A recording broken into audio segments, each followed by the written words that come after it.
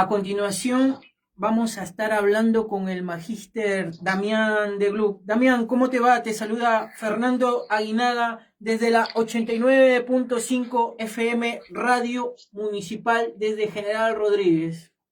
¿Qué tal? ¿Cómo están? Un saludo a vos y a toda la audiencia. ¿Cómo andan? Bien, muchísimas gracias por contestar, Damián, sabiendo que es domingo. Bueno, ya estamos en una nueva FM, en una nueva casa espectacular.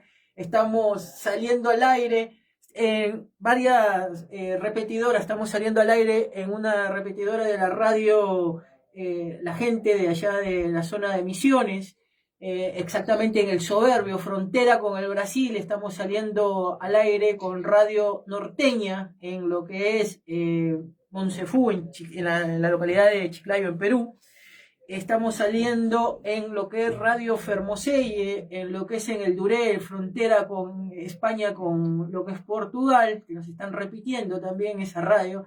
Y también estamos saliendo en la radio, lo que es la nueva Mona de Chiclayo. Así que estás siendo en el globo, a través, acá con nuestra operadora que tenemos, y que también quiero que después se presente la operadora y la productora que la tenemos ahí atrás de los micrófonos, ¿no?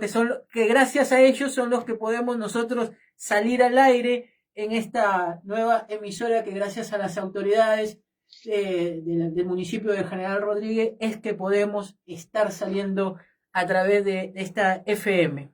Así que antes que hables vos, Damián, quiero que se presente ahí la operadora que tenemos, porque vos sos parte del staff de acá del programa, Damián. Así que ahí la tenemos a la operadora que hoy está al aire con nosotros, dándonos una gran mano para que podamos salir al aire. Así que, por favor, preséntate.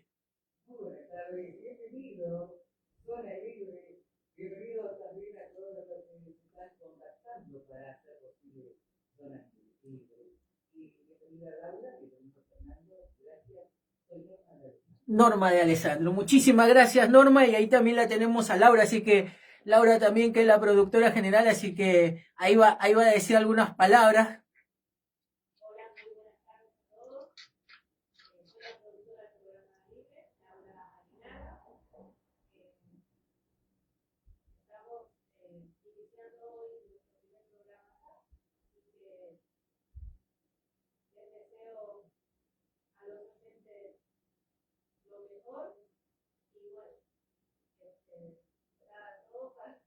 Vos, no le gusta mucho hablar, pero bueno, hicimos un esfuerzo, hicimos el esfuerzo, así que bueno, Damián, cuenta, ahora sí con vos como parte del staff del programa, cuéntanos un poco cómo estás viendo todo, como licenciado en ciencias políticas, y lo que y todo lo que es la especialización que tienes en lo que es marketing político. Cuéntanos un poco cómo estás viendo todo este desempeño del país del norte en cuanto a en el contexto de lo que fue la captura y la invasión, digamos, que hizo sobre la soberanía de lo que es Venezuela.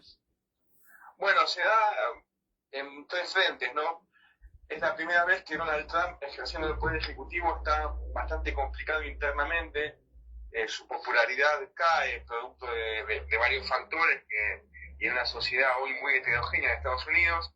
Y como siempre, cuando caes hacia adentro, lo que haces es buscar un conflicto externo, sobre todo en Estados Unidos, ¿no? Cultura que tiene antecedentes en nombre de grandes valores. Y ahí creo yo que apuntó a Venezuela, un rival sumamente débil que no generaría muchísimo costo. Lo más interesante que sigue siendo el personaje de Donald Trump, que no disimula en grandes epopeyas de libertad, de democracia, sino que directamente dice, bueno, vamos por el petróleo, vamos a hacer lo que le convenga a Estados Unidos. Esa vieja doctrina de Estados Unidos como iluminado que llevará al mundo a la libertad, la lleva al extremo. Y ahí también después tenemos la segunda vertiente, la avanzada de China en Latinoamérica. China había hecho un muy buen pie en África. África es el continente hoy de edad más joven del mundo, que tiene población más joven, y la penetración en América Latina, con lo cual estaba comiendo a Estados Unidos desde abajo, digamos, del sur, cosa que intentará frenar ahora Trump con la acción en Venezuela. Yo la había hecho en Argentina con Milei, y bueno, ahora un poco en Chile con Kass. aunque las dos mayores economías de América del Sur están en manos de lo que él llama comunismo. Y la última, la tercera, es seguir siendo protagonista en el ámbito mundial, donde también con el crecimiento bestial de China, el crecimiento de India y Putin como un líder que estaba avanzando sobre Europa, se quiere poner en ese terreno como mediador y bueno, las disputas como siempre, las dos potencias principales se reparten en el mapa y después los demás miramos por TV.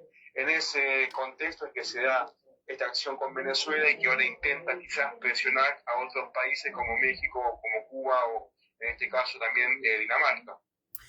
Damián, vos desde tu punto de vista del análisis que podemos hacer ¿vos ves que esta fue una operación militar o una forma de poder sacarse el peso que tiene el descreimiento del gobierno de Donald Trump en lo que es Estados Unidos? Yo voy más por la segunda.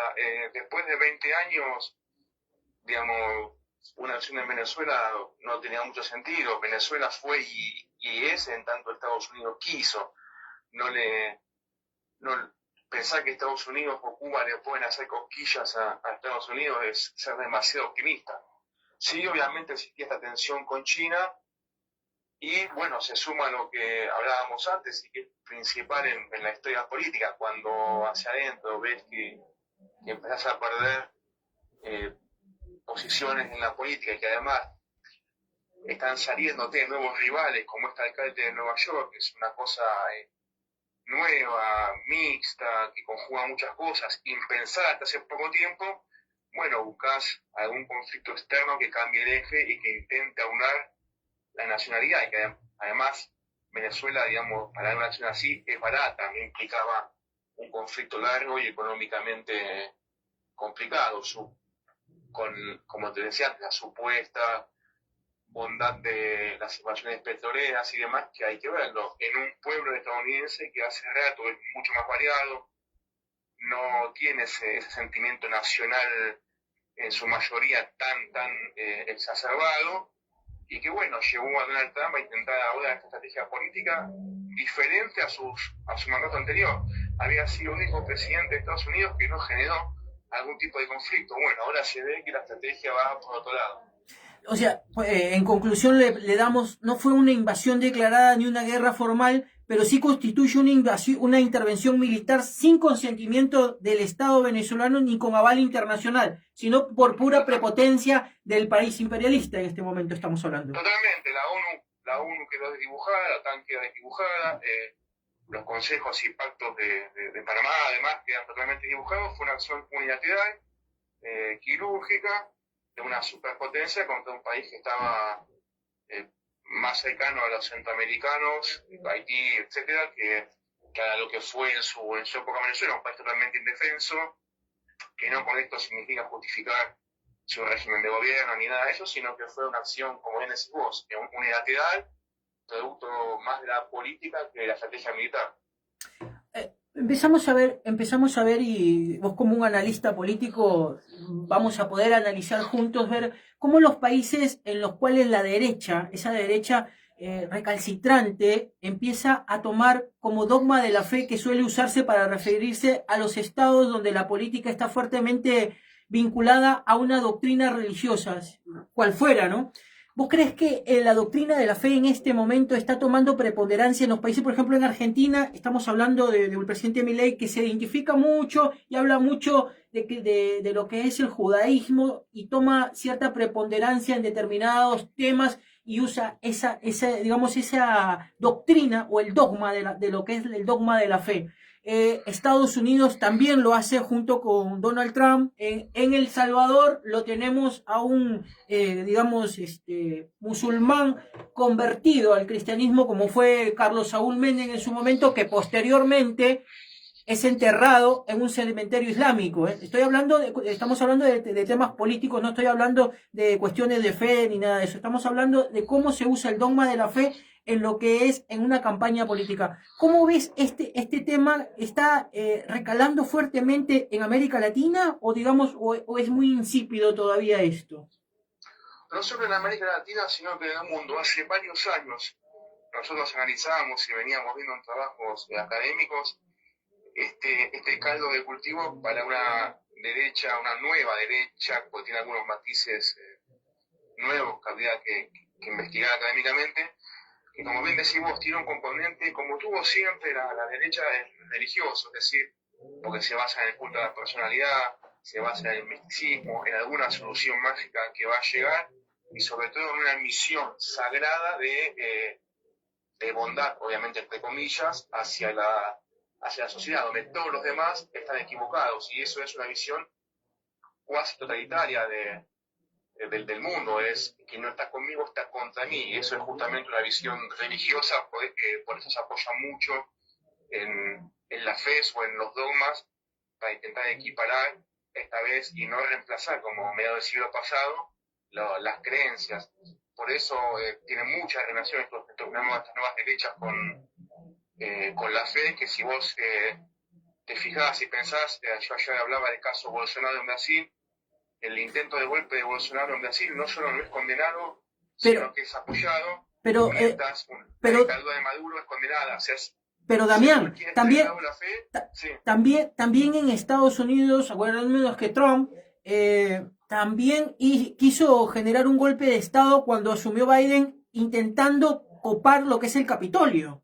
No nos olvidemos de eso, que en su momento estuvo a punto de ser enjuiciado y se le tapa nuevamente a este presidente, a este octogenario presidente, que lamentablemente está generando tensiones. O sea, este octogenario lo único que está haciendo es polarizar y creer que América Latina sigue siendo el patio trasero de estas tendencias políticas que hoy están en auge en lo que es específicamente en América Latina, y rompiendo la división entre lo que es el Estado laico y religioso, tratando de unificar, que digamos, bajo el análisis y los estudios que hacen en la ciencia política, nos damos cuenta de que en los países en donde se usa, digamos, estos rasgos comunes de lo que es el dogma de la fe, han generado, digamos, colapso, ¿no? Y exactamente, vos fijate lo que te decía, se justifica el golpe de Estado o el intento de golpe de Estado de aquellos que son propios, porque lo hacen en nombre de una fe, y se condena el que es contrario. Y a su vez, si vos ves, son rasgos de liderazgo y de personalidad que tienen muchas cosas en común. El liderazgo que han fracasado en muchas cosas y se arroban después títulos que no tienen, delirios mesiánicos, gente que se cree elegida, que en su contexto personal tienen serios problemas de vinculación, que no han tenido, como te decía, éxitos en sus actividades particulares, algo muy parecido a los liderazgos de mitad del siglo pasado.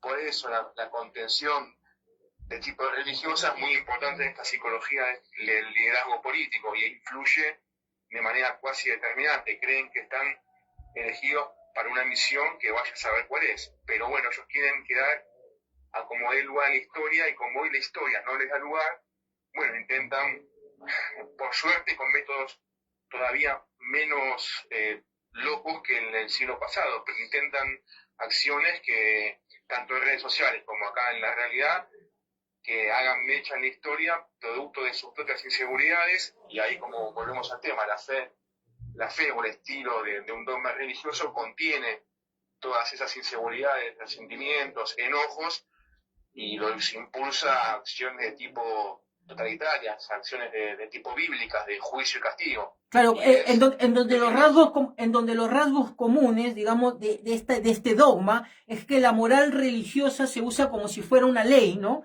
En donde la restricción, muchas veces empiezan a restringirse lo que son los derechos civiles, y un nacionalismo excluyente y autoritario, y teniendo enemigos internos como las minorías, la diversidad y lo que son las disidencias. Entonces, lo que vos decías hace un rato es, ¿por qué sí tenemos que avalar, o sí se avaló a un Donald Trump en un momento en el cual quiso generar un golpe de Estado en los Estados Unidos? ¿Y por qué sí un Bolsonaro con sus lemas excluyentes hacia las minorías? ¿Y por qué no un Maduro porque simplemente era de otro espacio político y no era afín a lo que es el actual, digamos, vigencia que se viene dando en América Latina, como es ese crecimiento del auge de ese espacio político. No le llamemos derecha ni izquierda, pongámosle conservadurismo o progresismo, ¿no? Exacto, y ahí ves que la institucionalidad no es una regla que juegue, sino lo que juega es el gusto del personalismo y aquello que está dentro de, como decía vos, la moral de su fe y lo que no. Lo que está dentro de la moral de su fe es todo válido por una cuestión religiosa. No en el sentido de la religión propiamente dicha, ¿no? Sino llevar a lo político. Y lo que no está dentro de eso está en contra de exterminarlo. Es un juego, como te decía al principio, totalitario. Quien no está conmigo está en contra de mí y hay que exterminarlo. Y eso fue muy peligroso a mediados del siglo pasado y puede ser muy peligroso ahora porque se van exacerbando culturas y contraculturas que se ponen muy violentas y en vez de generar elementos de negociación e institucionalidad, generas estas cosas que están pasando, que con un movimiento equivocado puede pasar lo que pasó en la Primera Guerra Mundial. O sea, son temas muy delicados. Damián, pero también tenemos que hacer una aclaración que no toda derecha es religiosa ni que tampoco toda religión es de derecha, pero cuando la fe se convierte en un dogma estatal, es ahí donde se suele derivar lo que es el control social, una exclusión y un debilitamiento del Estado democrático, y mayormente este tema de lo que es el dogma de la fe es cuando digamos, los sistemas democráticos están muy debilitados o son débiles o no existen la contención de lo que es el aparato político frente a lo que es digamos, este famoso dogma de la fe usado por los gobiernos de derecha, ¿no? Exacto, es lo que Freud o Le Bon hablaban en psicología de las masas. La utilización de iglesia o ejército como elemento de masa. No tiene que ver con ninguna religión con nombre propio ni nada de eso, sino con esa misma manera de proceso psicosocial aplicado a lo político. Entonces, los liderazgos se vuelven mesiánicos, se vuelven fe ciega sin cuestionar, y los mecanismos institucionales de convivencia democrática, como bien decías vos, quedan totalmente soslayados, quedan al mínimo, y empiezan a darse los giros hacia el autoritarismo, y estas intervenciones de Estados Unidos llevan a preguntarse cosas como, por ejemplo, si en las próximas elecciones en Latinoamérica se dan resultados que a Estados Unidos no les gusta, intervendrá económicamente como hizo en Argentina, promoverá el golpe de Estado como hizo en Brasil, o intervendrá militarmente. Y después, ¿qué respuesta tendrá eso? Y generas una vuelta a los 70, una vuelta a la mediados del siglo pasado, y son dilemas que a futuro asustan un poco y generan interrogantes que son bastante complicados y complejos, sobre todo porque además los liderazgos nuevos, mesiánicos, son de mucha menor calidad que los anteriores. Mal o bien, digamos, son gente que no tiene experiencia, que son de una psiquis muy débil, y que eso hace mucho más compleja la cuestión. Damián, y yéndonos en un plano ya un poco más, digamos, local. Vos sos egresado de la Universidad de Buenos Aires.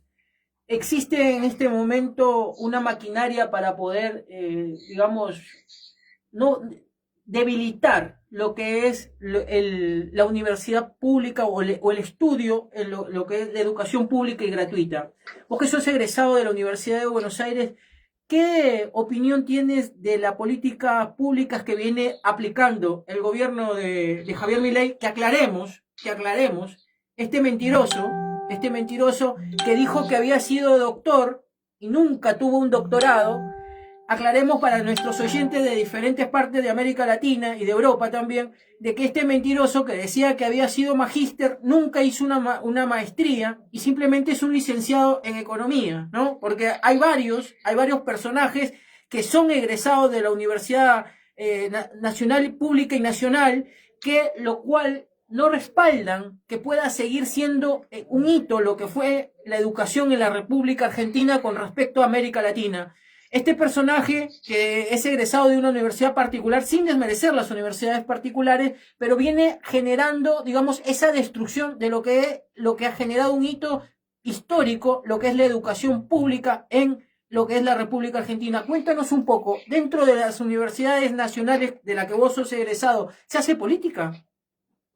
Totalmente, se hace política, y es muy interesante lo que planteas, porque yo tengo compañeros que han sido hoy senadores o funcionarios muy importantes de la derecha argentina que han pasado por la universidad, han sido compañeros míos de la Universidad de Buenos Aires, una universidad de ciencias sociales que supuestamente de tendencia más de izquierda. Bueno, hoy son referentes de la derecha, con lo cual claramente no han sido adoctrinados. Cuando yo terminé de estudiar hace 20 y pico de años, Franja Morada, el radicalismo, era quien antes de la crisis del 2001 dominaba el ámbito universitario, llamémosle un progresismo. Aclaremos para que nuestros oyentes más o menos entiendan. Franja Morada es una ramificación del Partido Radical dentro de lo que es los centros universitarios, ¿no?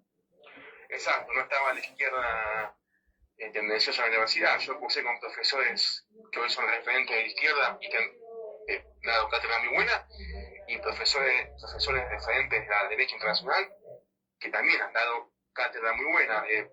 Suponer que el alumno es un sujeto pasivo que se deja incidir ya es algo del pasado y pasa en todo ámbito.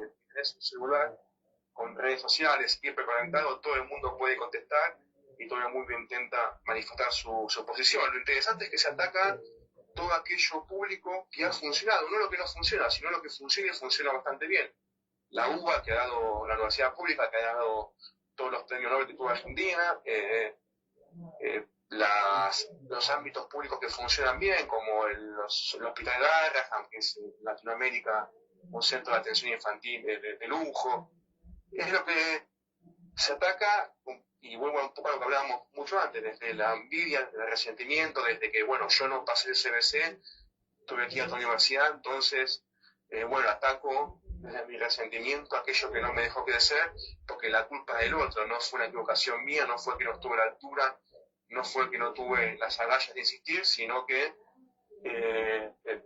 fue un complot cósmico contra mí, y eso son las características de esos liderazgos dogmáticos. Por eso ese odio a lo público que funciona bien. ¿Que hay que mejorarlo? Obviamente, tiene muchos aspectos a mejorar, pero es por eso ese enojo contra aquellas cosas públicas que funcionan bien y que además generan un poco de debate, generan investigación, generan cosas que contradicen esa realidad digital que quieren imponer estas nuevas formas religiosas totalitarias. Bueno, Damián, te agradezco mucho el haberme podido contestar la llamada y te vamos a estar convocando próximamente para esto que es lo apasionante del análisis desde el punto de vista académico, desde el punto de vista racional y siempre, digamos, como decimos y decimos siempre desde este programa, respetando la línea de flotación y hablando desde lo que es lo académico, no entrando en lo que es la chicana, ni tampoco pegando golpes bajos, ni en los vicios. Nosotros no entramos en este programa ni con los vicios, ni con la degradación que pueda tener cada persona. Simplemente hablamos desde el punto de vista político y de su actuación como personajes de la acción nacional, porque después en la vida privada y sus miserias cada uno se hace cargo. Exactamente, es análisis y debate, nada más. Bueno, vamos a una pausa. Gracias, Damián. Vamos a una pausa y volvemos con el programa Zona Libre.